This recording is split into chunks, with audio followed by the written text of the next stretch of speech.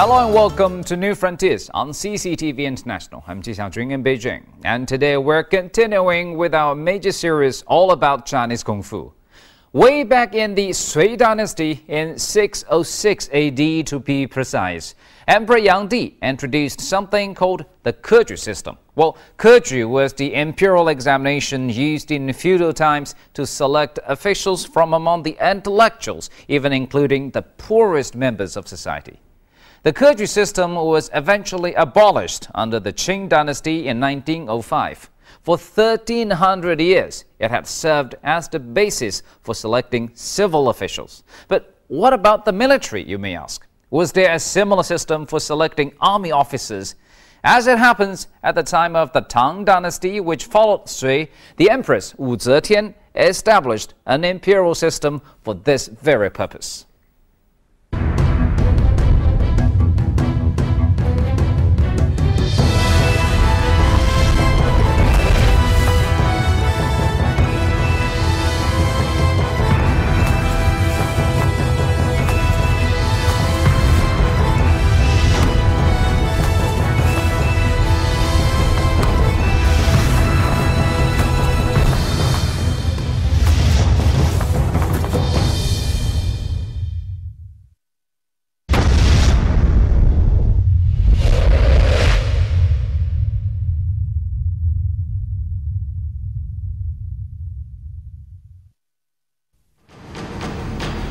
At an army drilling ground in the city of Chang'an, the capital of the Tang dynasty, one day in the year AD 702, an examination was in progress.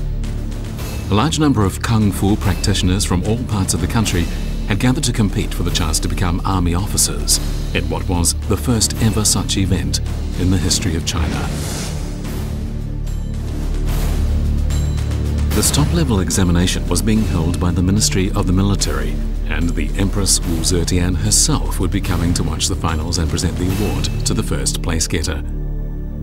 But this was the first time army officers were being selected on the basis of an examination. So how had officers been selected in the dynasties before Tang, and how were Kung Fu practitioners able to rise through the social order in those times?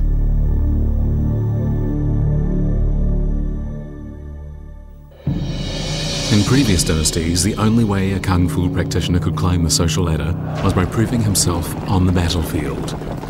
One example was Xue Rengui, who rose to the rank of general in the early years of the Tang dynasty. Xue Rengui came from a very poor family, but he was possessed of unusual physical strength. If it had not been for his outstanding performance in the Tang army during its eastbound punitive expedition, he would very likely have ended up a Kung Fu street performer for the rest of his days.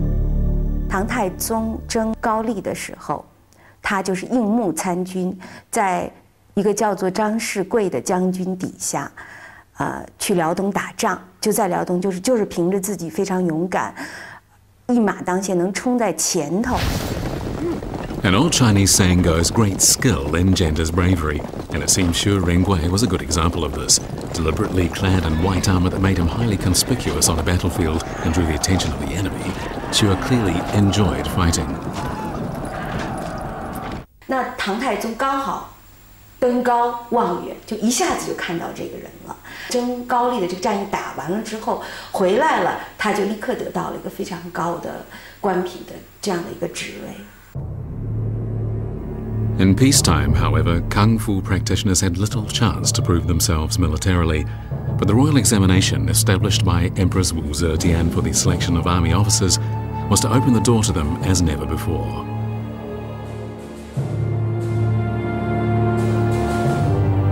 The counterpart of the new military examination, the royal examination for potential civil officials, had been established during the Sui dynasty, the dynasty preceding Tang. But why did Empress Wu Zetian, the first female monarch in Chinese history, establish this examination to select army officers?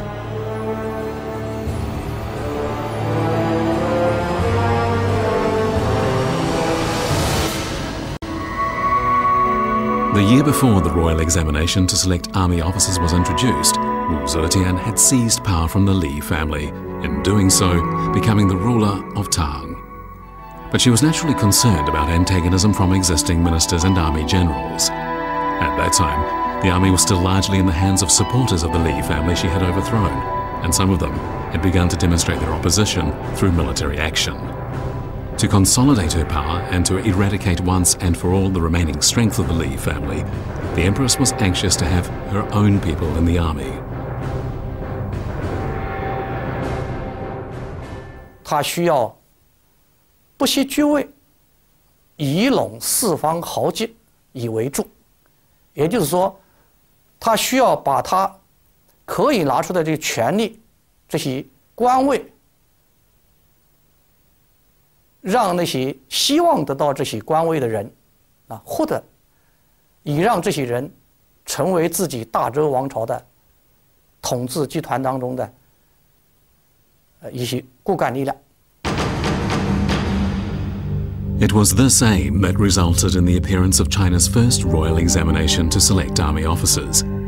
However, even though Wu Zetian repeatedly stressed that anyone could become a candidate, in reality not everyone qualified. Every applicant had to submit detailed personal information which included the name of his hometown, his father's name, his grandfather's name, marital status, physical appearance, and whether he had ever committed a felony. Before the examination took place, the civil ministry spared no effort in checking the information collected in order to vet the candidates.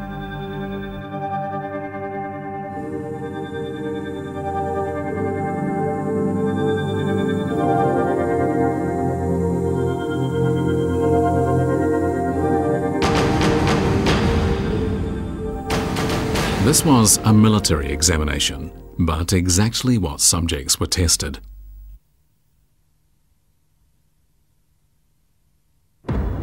According to historical records, the Tang examination covered a wide range of military skills. These included archery on horseback, archery on foot, lancing on horseback, weightlifting, and, as unnecessary as it may seem, physical appearance. Naturally, being able to perform well as an archer in a variety of conditions was regarded as essential. Weightlifting was obviously meant to test a candidate's physical strength, while in reality, physical appearance referred to a candidate's height, preferably more than 180 centimetres. If a candidate was shorter than that, he was unlikely to pass the exam.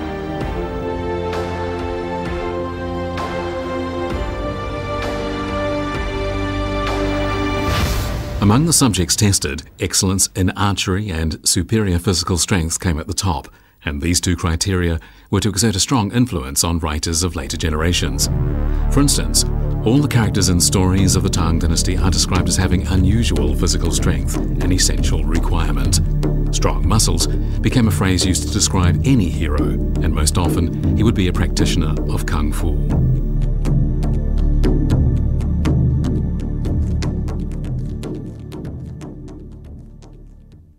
Archery, weightlifting, and physique. It can't have been easy to excel in all these tests. But some candidates did make it through the preliminary, secondary, and final phases of the Imperial military examination. And then, what honor awaited them?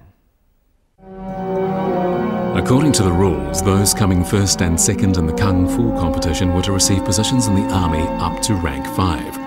The much lower rank 9 positions were given to scholars who did well in the royal examinations to select civil officials. From this, we can see that the Empress regarded candidates who succeeded in the Kung Fu part of the examination as more important.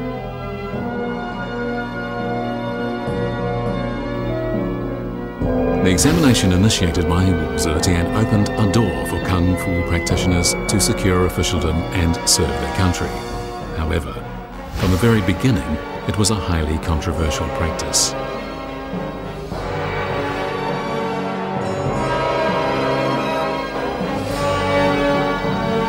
Through the examination, Wu Zetian managed, as she had always intended, to gather around her a group of loyal army officers.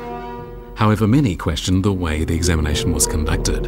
It examined Kung Fu skills only. No other knowledge, such as military strategy, was tested at all.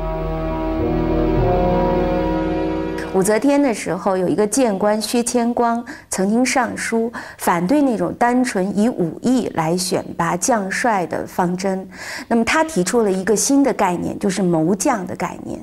这种将帅他可能并不通晓武艺，那么也不能打仗，可能是个文弱书生，但是呢，他却有运筹帷幄的本事，他能够决胜于千里之外，能够从战略的高度上把握战争的艺术。来指挥作战。薛千光给武则天举了一个例子，就是说不管赵云有多神勇，那么他还需要诸葛亮来运筹帷幄，才能够打胜仗。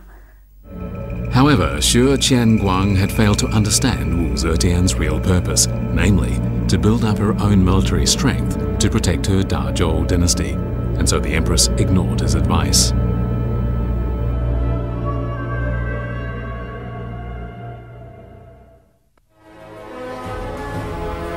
The era of utilizing royal examinations to select army officers through testing Kung Fu skills had begun.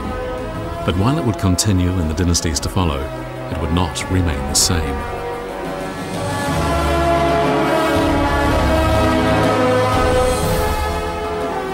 During the Song dynasty, the dynasty immediately after Tang, the royal military examination continued. But any Kung Fu practitioner who entered the examination was certain to fail, as the content of the examination had changed almost completely.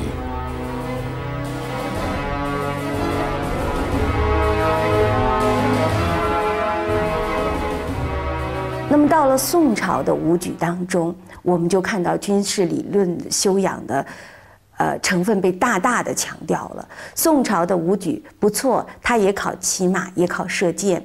但是呢，在骑马射箭之外，它增加了兵书大义和策论的考试。兵书大义呢，就是考你要背这个五经七书的内容。策论呢，就是你要写文章。那这两点呢，都是唐朝所没有的。The Song examination differed greatly from the Tang examination in that apart from archery, it emphasized military theory and strategy. Classical military works such as Sunzi, Wuzi, and the strategies of Sima took up a large part of the examination, and unless a candidate memorized all of them, he would definitely fail the exam, even if he was a Kung Fu master. This threshold was often too high for Kung Fu practitioners.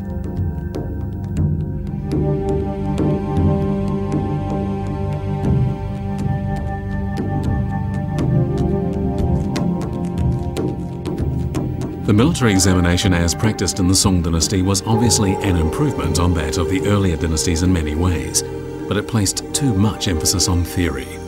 Why did Song rulers do this?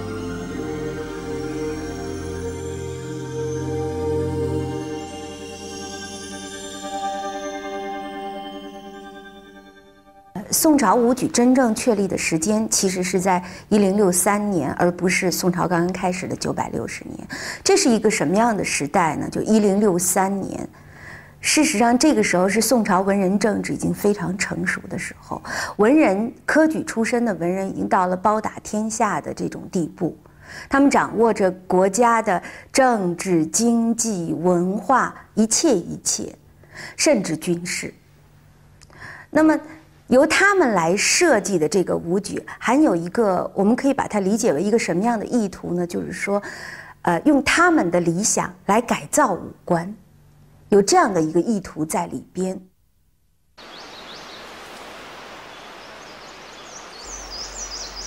Later generations concluded that the Song dynasty approach had gone too far, and that it had not resulted in producing military leaders with real talent. Meanwhile, many genuinely talented Kung Fu practitioners had been barred from officialdom.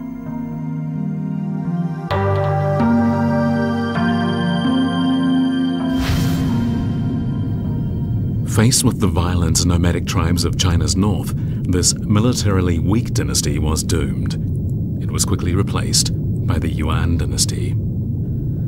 The rulers of Yuan never held a single examination to select army officers, and the reason was simple. These Mongolians, who were the new rulers of China, trusted nobody but Mongolians and other tribesmen from China's north, and so they made positions in the army inheritable. The Yuan dynasty restricted weapons to the point where only one knife was permitted among several Han households for cooking purposes. The possession of arms was strictly forbidden, and no Han people were allowed to learn Kung Fu. There was no need for an examination.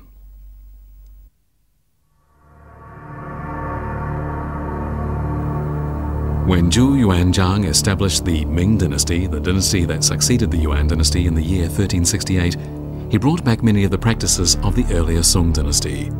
One of his ministers suggested that because the country had only just been founded and the society was not yet completely stable, the regime was in urgent need of a large number of army officers. In order to satisfy this need, why not, he argued, resume the Song practice of selecting officers through a royal examination? Upon hearing this, however, Zhu Yuanzhang made no comment.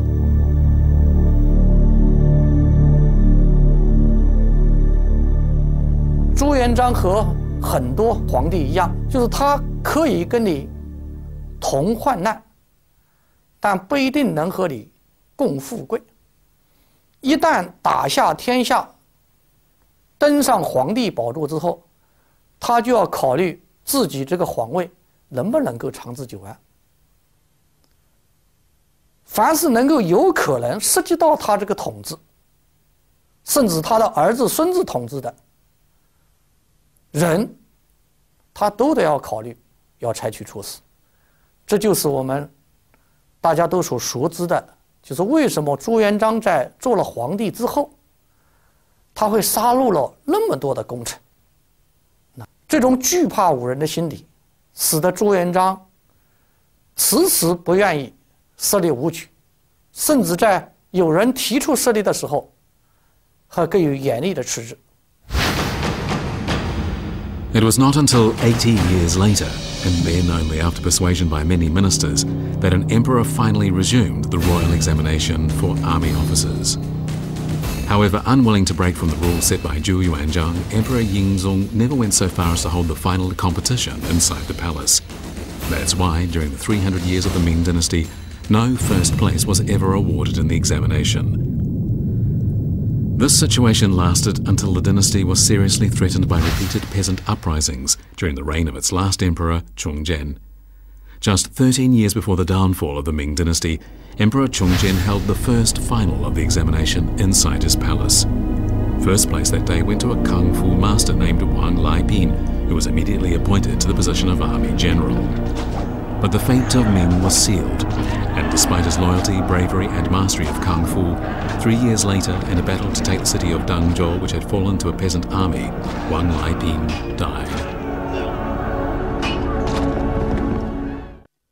Next came the Qing dynasty, with its powerful Manchu cavalry that swept across the country like a storm.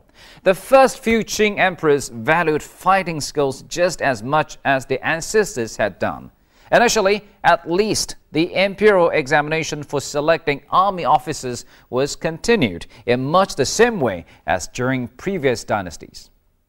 而真正把武举制度规范化，彻底形成一个非常严格的制度，而且也给予了相对要高的待遇的，那是大清王朝。从顺治2年，大清王朝入关第2年就开始推这个乡试，然后到顺治3年。开科第一科的进士考试，这是文科，同时武举就开始了，那么它就成为整个封建王朝选拔人才的一个非常重要的一个通道。But the rulers of Qiang quickly discovered that the examination for selecting army officers, a practice they had inherited from the previous dynasty, had its major defects. 1693年，康熙皇帝在翻阅武举会试录的时候，发现了一个现象，那就是取中的武进士当中，大半都是江浙人，而山西和河南2个省呢，每省只有1个人。这个原因其实很简单，因为当时武举的录取是以文章来决定录不录的。康熙皇帝觉得这个完全没有道理，因为武举选的是武官，是要能指挥打仗的，文章做得好不好，根本就无关紧要。那么因此他强调，以后的武举一定要重视弓马技勇的考试。With that, the Qing dynasty changed a major aspect of the examination system inherited from the Ming dynasty. Candidates no longer had to face an academic threshold. Anyone could enter. A candidate passing the district level examination acquired the title Marshal Xiucai, the lowest rank. If he passed the examination at provincial level, he was called Marshal Juren and qualified to sit the examination to be held inside the capital. The final test, usually limited to a very small number of candidates, was held before the throne. The first, second and third place getters in this examination were respectively called Marshal Zhuangyuan, Marshal Bang Yan and Marshal Tan Hua.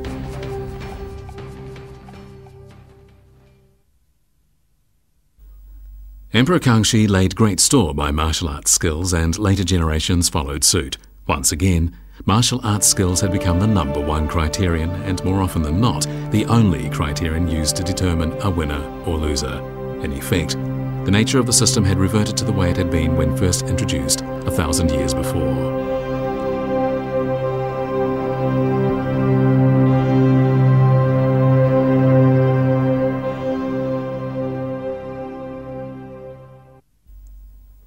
But in spite of this defect, the examination system produced a great number of people able to fill lower and middle positions in the Qing army.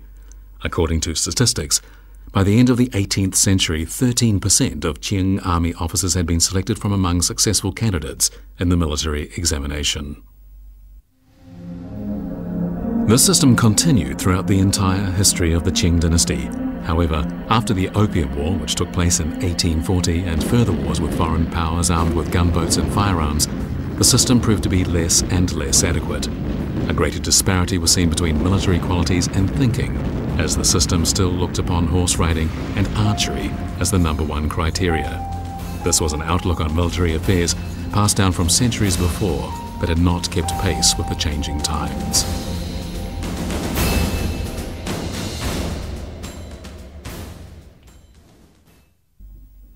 Among the successful candidates in the late Qing period was Ge Yuanfei, a tragically fated hero.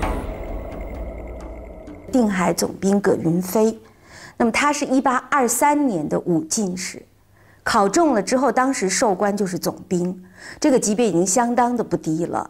那么到了1831年的时候，他就已经能够做到了定海总兵这个职位。 When the city of Dinghai was attacked by the British Army in 1841, Ge Yuanfei led his do-or-die soldiers in a battle that lasted 6 days and nights, and more than 1,000 enemy soldiers were killed. However, it was a feat that changed nothing, as in the end, their spears and broadswords proved no match for British firearms, and Ge Yuanfei was killed. Eventually, but belatedly, it dawned on the Qing court that the old military examination system to select army officers was out of date and had to be terminated. 在武科举的废除过程中，有一个人起了很重要的作用，这就是荣禄。1895年，也就是光绪21年，他曾经上过一个奏章，他在这个奏章中说，武科考试 本来是要通过持弓射箭来选拔一些武艺人才，但是现在能够掌握弓箭的人，在实际战争中已经不起什么作用。那也就出现了一个问题，也就是武举人学非所用。 武举考试也不能选拔出国家真正需要的人才，所以他建议应该改革武举，让这些武举人去学习现代军事技术，把他们编制到军队里面去。 The last old-style military examination was held 3 years later. Zhang Sanjia from Henan province came first, winning the title Marshal Zhuangyuan. But like so many Marshal Zhuangyuan before him, he was unable to save the Qing dynasty.